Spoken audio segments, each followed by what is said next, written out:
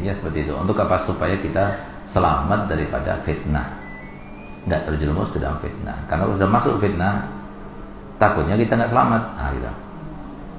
Takutnya kita nggak selamat. Jadi belum tentu kita selamat. Makanya jangan cuma ngomongin orang saja, karena belum tentu kalau ente menjadi orang seperti itu termasuk selamat. Lalu dia mengatakan, oh kalau anak nggak bakalan begini, oh kalau anak, itu hati-hati yang macam itu. Kenapa? Ente nggak menjadi seperti dia. Kalau ente jadi seperti dia, bisa jadi itu nggak mampu, bahkan lebih jelek dari dia bisa jadi. Apakah ada perbandingannya? Contohnya yang semacam itu atau kemiripannya ada. Seperti Harut dan Marut itu. Dia malaikat yang termasuk membicarakan dan mengomongkan manusia. Manusia itu nggak tahu diri, melakukan segala sesuatu yang dilarang, padahal Allah Ta'ala berikan nikmat banyak. Nggak tahu diri dia sama Tuhannya. Sampean dia begini, sampean dia begini, nggak tahu malu, seperti binatang aja dan sebagainya.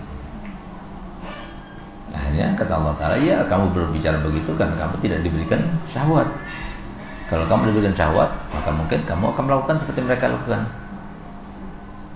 Akhirnya apa? Akhirnya dicobalah dua orang ini. Akhirnya terjerumuskan ke dalam dosa demi dosa, sampai berzina, minum khamar dan sebagainya. Nah, ini contohnya. Jadi urusan orang lain adalah urusan mereka itu sendiri dengan Tuhannya. Tidak ada kaitan sama kita. Jadi jangan biasakan kita itu untuk intervensi dalam urusan orang lain yang bukan tanggung jawabnya, yang bukan pertanggungan jawabnya. Kalau nanti di hari hisab, nggak perlu kita masuk situ. Itu urusan dia sama Allah SWT. Apalagi sampai mau vonis, oh dia begitu, berarti dia itu begini. Jangan. Karena kita nggak tahu dia berbuat begitu kenapa. Gitu.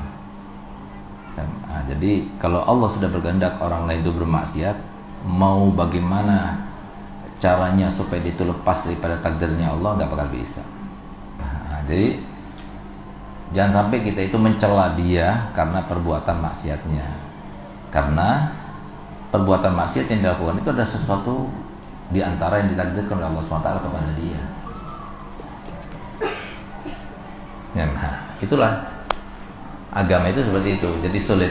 Nah, lebih baik gimana? Lebih baik jangan berinteraksi dengan orang. Jadi nggak ada timbul-timbul yang nggak baik itu. Cukup di rumah saja, ngajar, pulang ke rumah, ngajar, pulang ke rumah itu.